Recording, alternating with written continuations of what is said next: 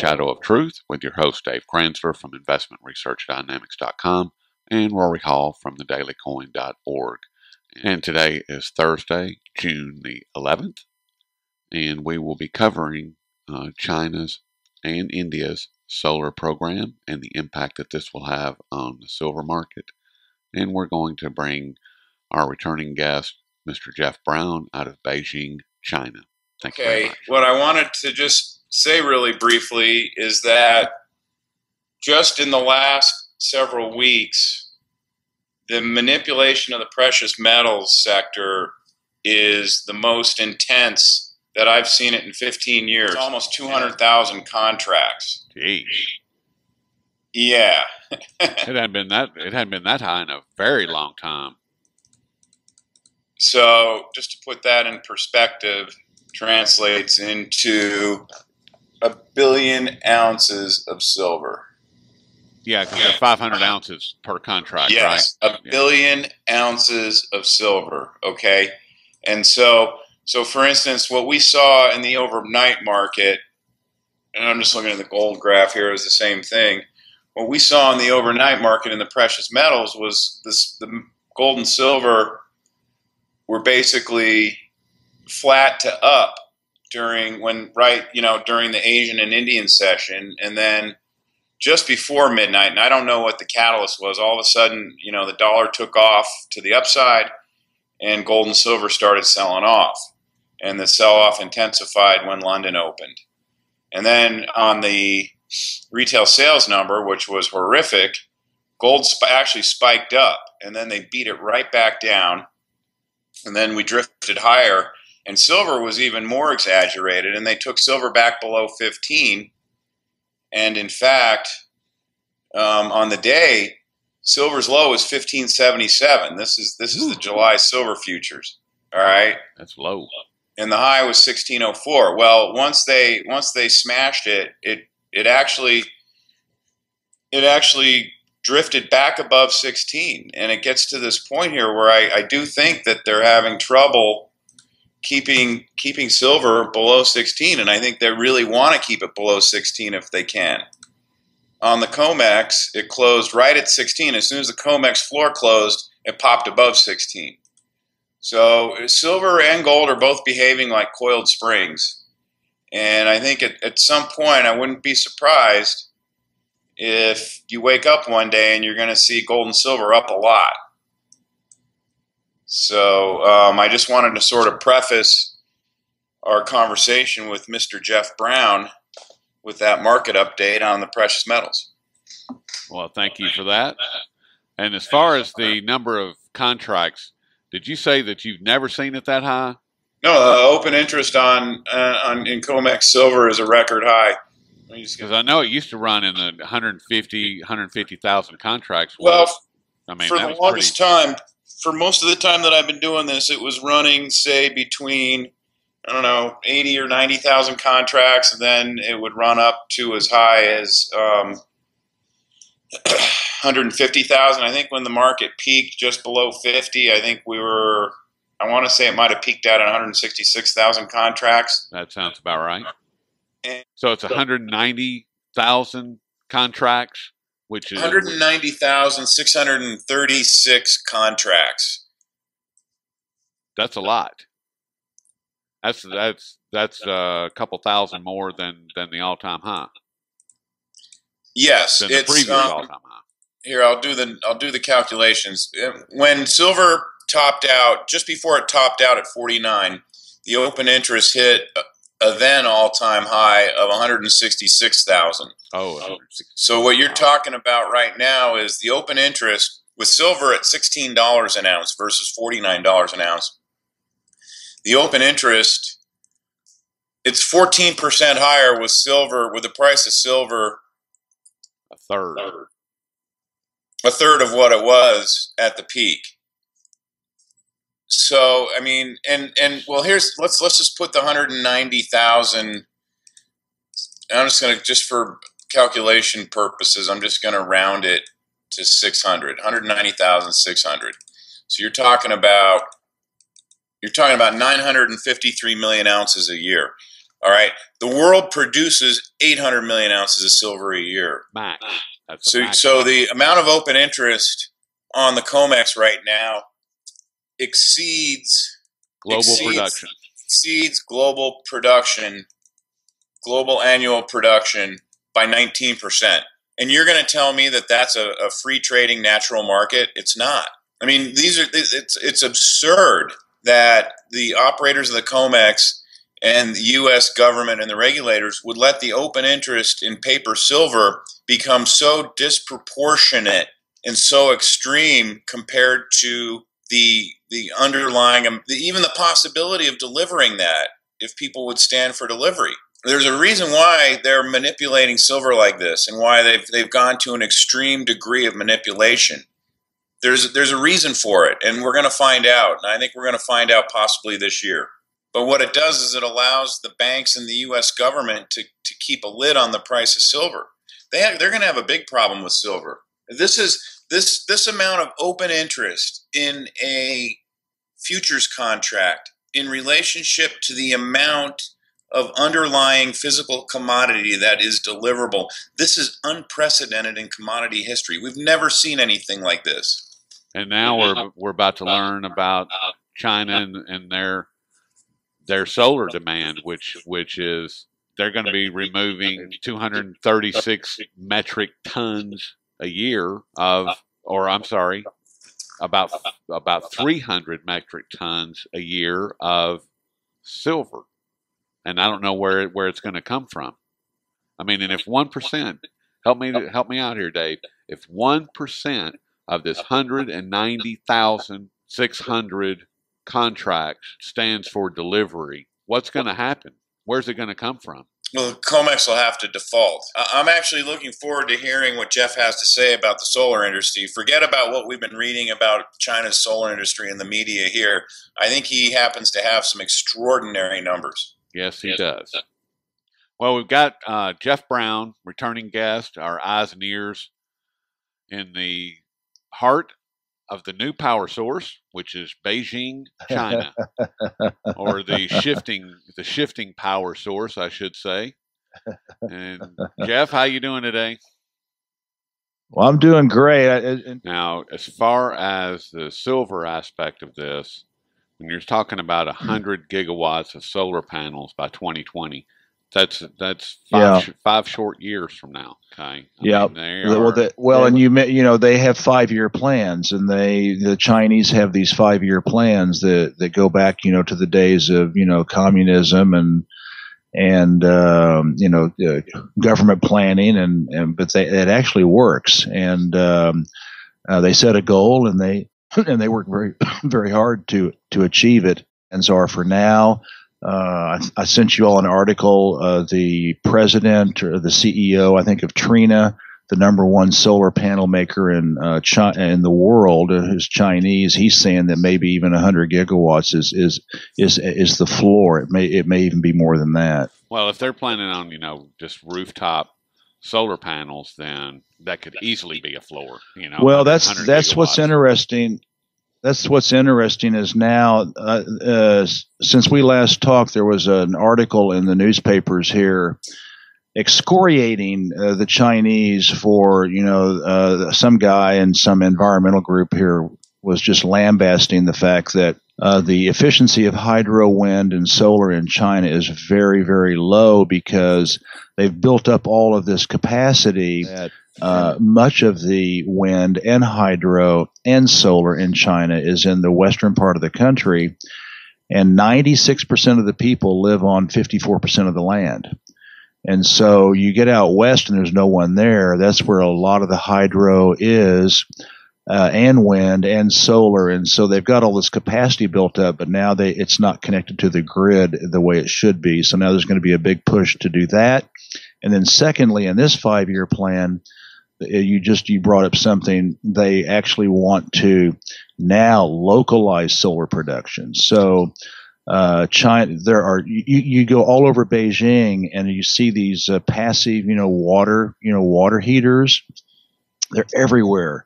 and China totally dominates that. They even in 2009 they had 80% of the passive water heating, hot water heating in the world. I'm sure it's probably 90% now. So they're going to do the same thing. I wouldn't be surprised if we start seeing solar panels on our apartment complex here in the next 2 or 3 years here in suburban Beijing. Well, I want to know about this 236 metric tons of silver for 1 gigawatt of power. Yeah, that's gigawatt of panels. I found that, and ironically, it was a Chinese guy who did the calculation. I sent you all that website, and yeah, it's 236 metric tons per gigawatt. I mean, that's a lot of silver. And Dave, you may know something about it more than I do, but they use something called a silver paste to make the panels. I don't know exactly what that means. I don't know either, but that's what I was going to ask you. If they want to do, what did you say, 100 gigawatts of solar in the next 5 years? Yes. Well, they have approximately they'll have 33. Well, I'm sorry, they've got 33 right now.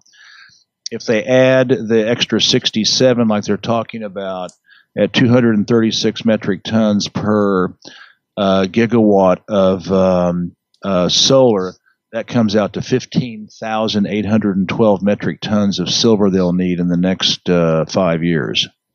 You have a calculator that translates that into ounces? No. That's a lot of silver. Sounds like that's more silver than is available. I mean, I don't know. I don't the know. production's 800 million ounces a year, right? Right. Roughly. I don't know. Yeah, it's Okay. between 7 and 800 million. Yeah. A gigawatt of electricity will in the United States power about 700,000 U.S. homes. Based on energy use here, I think it would power about 3 million Chinese homes, a gigawatt. So they would, right now they're powering about 90 million households here. And if they go up to 100 gigawatts, they're going to be powering 300 million homes here. It is absolutely staggering. That is staggering. To think, China has 500 million households, probably a little bit less, 450, 500 million. So in 5 years, they plan on ramping up solar capacity to power 60% of the electrical needs of the households here. It's just mind blowing. It really is. If we use 800,000 ounces of silver a year produced, that translates into 22,700 tons. Okay, but that's per year, right? Per year. And we're talking about how much?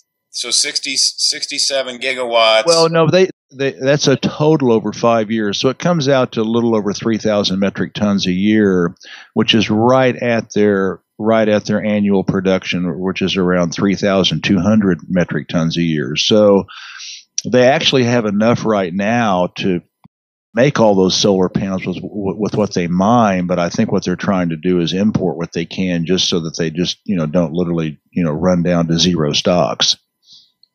Well, right. If they're using all of what they mine for solar, that means they don't have any silver to make silver pandas, silver bullion bars. Yeah. And everything. Yeah. Well, jewelry and everything else. Well, industrial processes use about 70% of silver production every year. Yeah. So if you assume China's similar in its profile, if they're using all their silver they mine for solar, then they gotta import silver for industrial and investment. Absolutely. I actually, it's staggering. What really surprises me, though, is I did go back. I told you guys I got the silver imports from Hong Kong, and I was really surprised. They had no imports of silver from 1998 till 2002, and then it's consistently been about 25 to 35 metric tons a year from Hong Kong. So over the last decade, they've only imported about 311 metric tons from Hong Kong, and I realize that's not the only source where they could be getting it, but I think it's pretty interesting that it has not ramped up. So they must be getting it from someplace else. 311 metric tons is what, 1.5 gigawatts. So, but clearly the demand for silver here is being driven by solar. I would say, 67 divided by 5. I mean, that's about 12, 13 gigawatts that they're going to have to do a year. Gigawatts per year. I mean, well, they actually are going to do 17 this year. And, and it's just, the dynamics are, amazing. China now has six of the top 10 solar panel, manufacturers. And Trina, the number one, is now getting into the battery storage, the battery storage business, and they're going to start exporting, lithium, batteries for solar, and they'll be selling those like crazy, probably in an apartment complex like where we live, where they'll start storing, solar energy in batteries, et cetera. So China has just taken solar and just totally dominated it. But they should, with as many people as that country has, the energy and with the pollution problems they have. Well, and the fact that they really aren't. It's really not a motorized country as far as the populace. There's not a significant number of the citizenry that owns vehicle.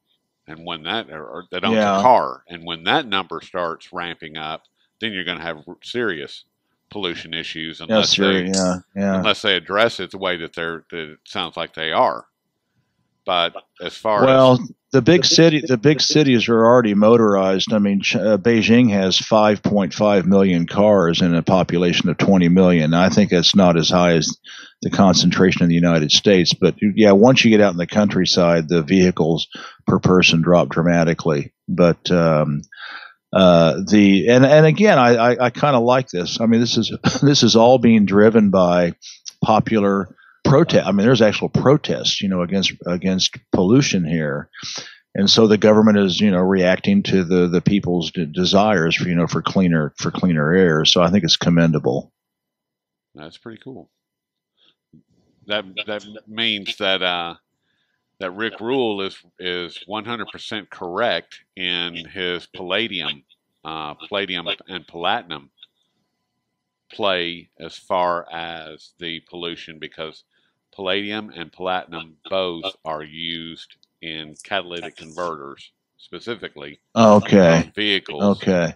And if you've only got 5 million vehicles in one of the cities of 20 million people, that means that 15 million people will have a vehicle, or a significantly higher number of people will have vehicles than currently do.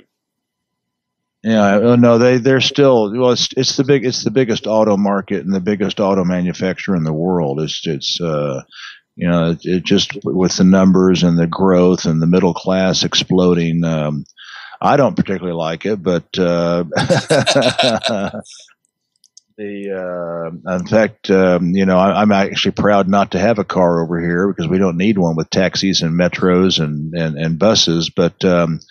But it's obviously the thing to do here. It's become a part of the Chinese dream. Just out of curiosity, where did you pull up all this information about the silver and the solar industry, Jeff? I just get on the internet and I start in English and in Chinese, and just start pulling this stuff up. The other thing is that that's interesting is obviously 236 metric tons of silver is a lot of silver to make enough energy for 700,000 U.S. homes or 3 million Chinese homes.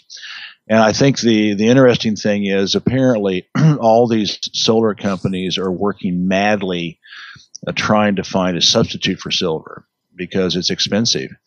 And if they could find a lower cost And I don't understand why silver is so. I don't know if it's the conductivity or the reflectivity, or is it the conductivity? Yeah. And and so I just but obviously they're apparently Trina, the other companies, the two biggest ones are Trina and Yingli Green Energy. they're working. I'm sure the Germans are too. They're working furiously doing research and development, trying to find a silver replacement. So if someone pulls that out of the hat, that would change the silver market dynamics substantially around the world. Other than the fact that apparently the Indians are importing massive quantities. I don't know what they're using it for, unless it's for jewelry or whatever. I don't know why the Indians need so much, but that would be a game changer if someone can come up with a silver replacement. You can't. I mean, they've been trying for centuries. So yeah, it has to do with conductivity. Gold is actually a better conductor than silver, but for obvious reasons, you're not going to use gold, because gold right now at current prices 73 times more valuable than silver. So India also has copper doesn't cut. Copper doesn't cut it. I guess not for solar. Okay. And I think you don't, on a relative basis, you don't need quite the quantities for silver. It's obviously more economical to use silver for solar than it is copper. But and I'm sure there's I'm sure there's some engineers that would have an even more in-depth explanation. But India also has an analogous solar buildup program as China does. Okay. Well, they're as far as their latitude, they would be ideally situated, especially with all the mountains in the north. And you would think that solar in India would just be, phenomenally successful. Well, it's an economic thing also, because, India, I don't know how much oil it produces domestically. I think it imports most of the oil it uses. And China, China imports and it produces oil. But I think it's, a little bit cheaper for China to import oil. So they both have a billion people. So if you're gonna be able to make that feasible, you got to have alternative sources of energy besides oil. That screams about how backwards we are here in the United States, because every single rooftop from Tennessee down to Florida, all along the East Coast, and running all the way to the West Coast from that latitude, every rooftop should have solar panels on them. Every single one of them. All through Louisiana, Texas, New Mexico, Arizona, Southern California, Oklahoma, all of those states. Every one of them. But we don't. Because we don't have any kind of initiative like India and China have. Yeah.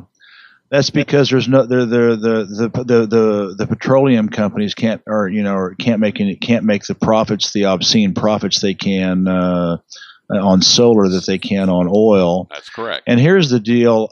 In China, in fact, I was talking about this in my book. And my book was, as I saw these, pylon, high power pylons, stretching off, into infinity.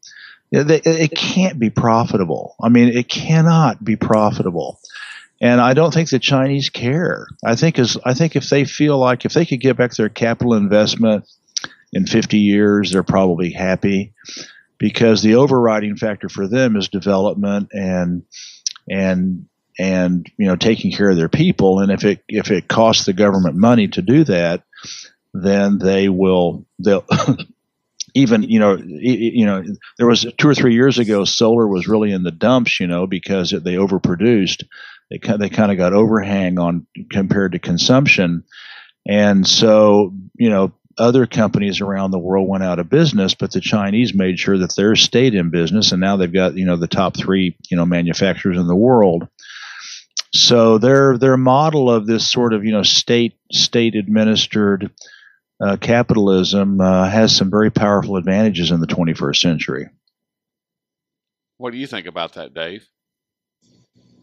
I agree with everything you're saying. The oil companies are making more money off oil than they can off solar right now, and it's also versus the upfront cost. I mean, obviously the Chinese government's massively subsidizing the upfront cost of the solar installation. Oh, absolutely. And our government wouldn't do that. As soon as it gets a lot more, as soon as oil becomes more scarce and the price goes up enough, you'll start to see more and more people convert to solar. There are solar programs in this country. I mean, I know there's all over Denver, people go door to door, marketing solar panels and ways to finance them and things like that. So it's not like there isn't a push to do solar, but it's not a big concerted strategic push the way it is in China and India. Well, and in India. Well, in India, yeah, apparently.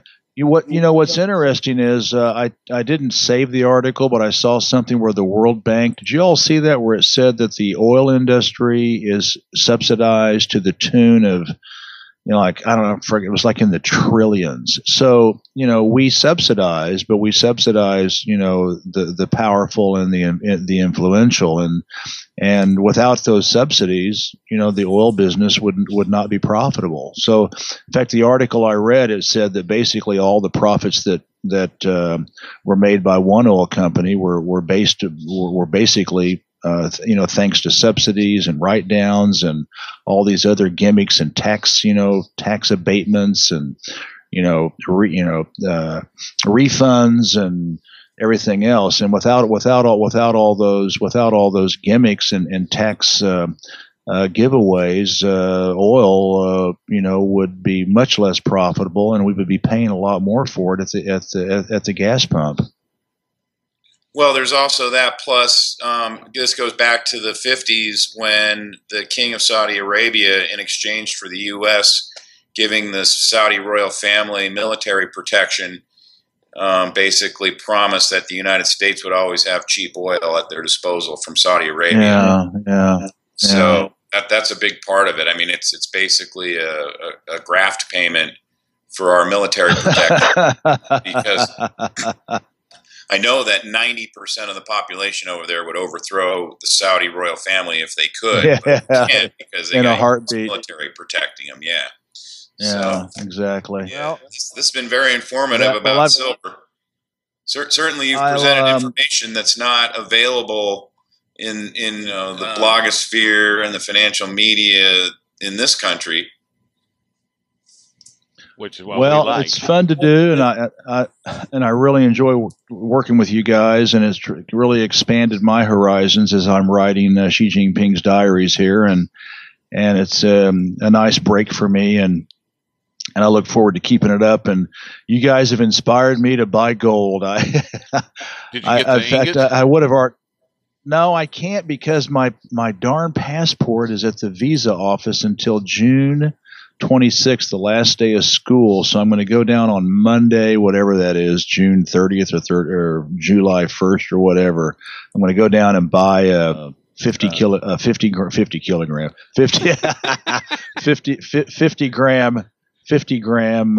ingot of gold. So I'm going to try to at least take pictures of the transaction, and maybe even if I can, maybe try to film it. But talk about gold next time, because I've got all those photos I sent you and everything. There's a lot to talk about gold. There always is a lot to talk about gold. This has been great, Jeff, and I really appreciate all your efforts and getting these facts and figures together. And like Dave was saying, you're not going to find it. You can find it scattered around, but you can't find it all in one spot like what we're doing with this program, and that's, to me, that's a pretty big deal. So I really appreciate all your efforts. And you guys are going to start getting ready to go to dinner, and I'm going to start getting ready to go to work. So since I'm 14 hours ahead of you guys, so it's Friday morning here. Yep. It's mind-boggling to think that we're literally almost 180 degrees away from each other. Yes.